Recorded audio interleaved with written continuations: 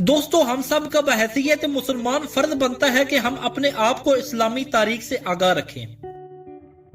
آج کی اس ویڈیو میں ہم آپ کو خلافت عثمانیہ کے بارے میں بتائیں گے کہ خلافت عثمانیہ جسے مسلم دور حکومت کا سنہری دور تصور کیا جاتا ہے۔ آج کی اس ویڈیو میں ہم آپ کو بتائیں گے کہ خلافت عثمانیہ کو یہودیوں نے کیسے تباہ و برباد کیا۔ اسرائیل کے وزیر دفاع جنرل مفاد نے کہا کہ چند روز تک ہم عراق پر قبضہ کر لیں گے، ہمارے راستے میں جو بھی رکاوٹ بنے گی اس کا حشر عراق جیسا ہی ہوگا۔ جنرل مفاد نے خلافت عثمانیہ کا حوالہ بھی دیا کہ عثمانی خلیفہ سلطان عبدالحمید نے ہمیں فلسطین میں جگہ دینے سے انکار کیا تھا، جس کی وجہ سے ہم نے نہ صرف ان کی حکومت کو ختم کر دیا بلکہ عثمانی خلافت کا بستر ہی گول کر دیا تھا۔ اب جو بھی اسرائیل کی راہ میں مزاحمت کرے گا اس کا انجام عراق جیسا ہی ہوگا۔ آج سے 1 صدی قبل سلطان عبدالحمید خلافت عثمانیہ کے تاجدار تھے۔ خلافت عثمانیہ میں فلسطین، اردن، عراق، شام، مصر اور حجاز سمیت اکثر عرب علاقے ان کے قبضے میں تھے۔ فلسطین خلافت عثمانیہ کا صوبہ تھا۔ بیت المقدس کا شہر بھی عثمانی سلطنت کے اہم شہروں میں شمار ہوتا تھا۔ یہودی عالمی سطح پر فلسطین میں آباد ہونے اور اسرائیلی ریاست کے قیام کے ساتھ ساتھ بیت المقدس پر قبضہ کر کے مسجد اقصی کی جگہ ہیکل سلیمانی تعمیر کرنے کا پروگرام بنا چکے تھے اور اس کے لیے مختلف حواریوں سے راہیں ہموار کرنے کی کوششوں میں لگے تھے۔ سلطان عبدالحمید نے اپنی یادداشتوں میں لکھا ہے کہ یہودیوں کی عالمی تنظیم کا ایک وفد ان کے پاس آیا اور ان سے درخواست کی کہ انہیں فلسطین میں آباد ہونے کی اجازت دی جائے، کیونکہ عثمانی سلطنت کے قانون کے مطابق یہودیوں کو فلسطین میں آنے کی اور بیت المقدس کی زیارت کی اجازت تو تھی، مگر وہاں زمین خریدنے اور آباد ہونے کی اجازت نہیں تھی۔ چنانچہ 20ویں صدی کے آغاز تک پورے فلسطین میں یہودیوں کی کوئی بستی نہیں تھی۔ یہودی دنیا کے مختلف ممالک میں بکھرے ہوئے تھے۔ سلطان عبدالحمید مرحوم نے یہ درخواست منظور کرنے سے انکار کر دیا، کیونکہ اسرائیل، بیت المقدس اور فلسطین کے بارے میں یہودیوں کا عالمی منصوبہ ان کے علم میں آ چکا تھا۔ اس لیے ان کے لیے یہ ممکن نہیں تھا کہ وہ اس صورتحال میں یہودیوں کو فلسطین میں آباد ہونے کی اجازت دے دیں۔ سلطان مرحوم کا کہنا تھا کہ دوسری بار یہودی لیڈروں کا وفد ان سے ملا تو یہ پیشکش کی کہ ہم سلطنت عثمانیہ کے لیے ایک بڑی یونیورسٹی بنانے کے لیے تیار ہیں، جس میں دنیا بھر سے یہودی سائنسدانوں کو اکٹھا کیا جائے گا اور سائنس اور ٹیکنالوجی میں ترقی کے لیے یہودی سائنسدان خلافت عثمانیہ کا ہاتھ بٹائیں گے۔ اس کے لیے انہیں جگہ اور مناسب سہولیات فراہم کی جائیں۔ سلطان عبدالحمید نے وفد کو جواب دیا کہ وہ یونیورسٹی بنانے کے لیے جگہ فراہم کرنے اور ہر ممکن سہولت دینے کو تیار ہیں، بشرطہ یہ یونیورسٹی فلسطین کی بجائے کسی اور علاقے میں قائم کی جائے۔ یونیورسٹی کے نام پر وہ یہودیوں کو فلسطین میں آباد ہونے کی اجازت نہیں دیں گے، لیکن وفد نے یہ بات قبول نہ کی۔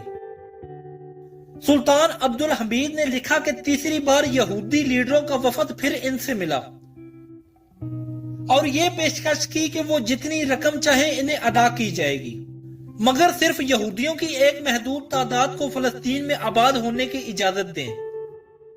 سلطان مرحوم نے اس پر سخت غصے کا اظہار کیا اور وفد کو ملاقات کے کمرے سے فوراً نکال دیا اور اپنے عملے کو ہدایت کی کہ آئندہ اس وفد کو دوبارہ ان سے ملاقات کا وقت نہ دیا جائے۔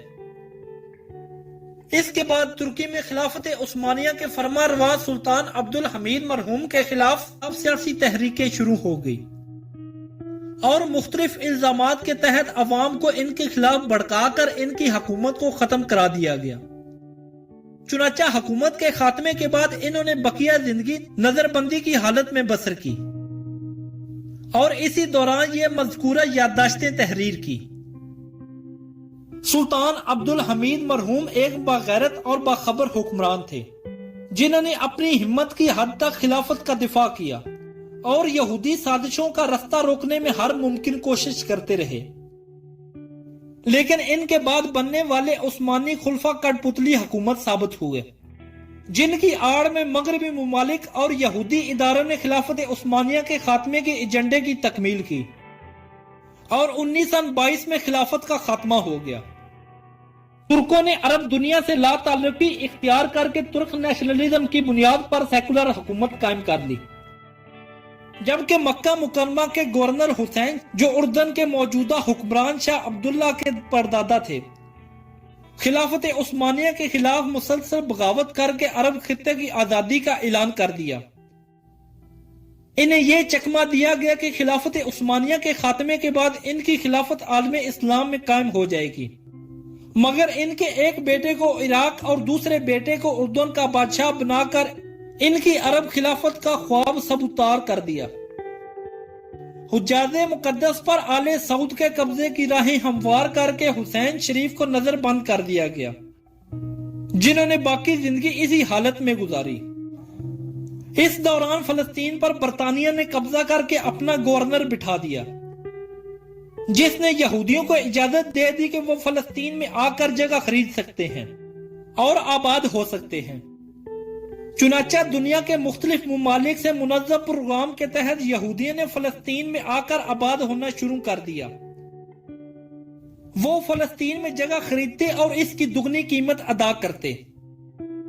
فلسطینی عوام نے اس لالچ میں آ کر جگہ فروخت کی اور علماء اکرام کے منع کرنے کے باوجود دگنی قیمت کے لالچ میں یہودیوں کو فلسطین میں آباد ہونے کا موقع فراہم کیا۔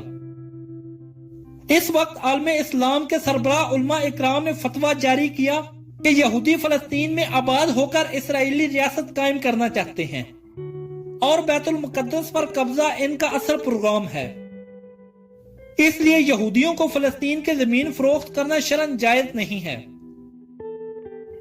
یہ فتویٰ دیگر بڑے علماء اکرام کی طرح حکیم الامت حضرت مولانا اشرف علی تھانوی نے بھی جاری کیا، مگر فلسطینیوں نے ان کی کوئی پرواہ نہ کی اور دنیا کے مختلف اطراف سے آنے والے یہودی فلسطین میں بہت سی زمینیں خرید کر اپنی بستیاں بنانے اور آباد ہونے میں کامیاب ہو گئے، اور اقوام متحدہ نے بھی یہودیوں کو فلسطین کے ایک حصے کا حقدار تسلیم کر کے ان کی ریاست کے حق کو جائز قرار دے دیا۔ فلسطین میں اسرائیل اور فلسطین کے نام سے دو الگ الگ ریاستوں کے قیام کی منظوری دے دی، جس کے بعد برطانوی گورنر نے اقتدار یہودی حکومت کے حوالے کر دیا۔ اس سے یہ پتہ چلتا ہے کہ خلافت عثمانیہ کے خاتمے میں یہودیوں کا بہت اہم کردار تھا۔ اس سے یہ اندازہ لگایا جا سکتا ہے کہ عالم اسلام کے دشمن کس قدر چوکنا اور باخبر ہیں، اور اس کے مقابلے میں ہماری بے حسی، بے خبری اور ناعقل اندیشی کی سطح کیا ہے کہ اللہ تعالی ہمارے حال پر رحم فرمائے، آمین یا رب العالمین۔ دوستو، آج کی ہماری ویڈیو بس یہی تک تھی۔ اگر آپ کو ہماری ویڈیو پسند آئی ہے تو اس ویڈیو کو لائک کریں، شیئر کریں اور کومنٹ میں اپنی رائے کا اظہار ضرور کریں، اور ہمارا چینل عثمان علی ٹی وی ضرور سبسکرائب کر لیں۔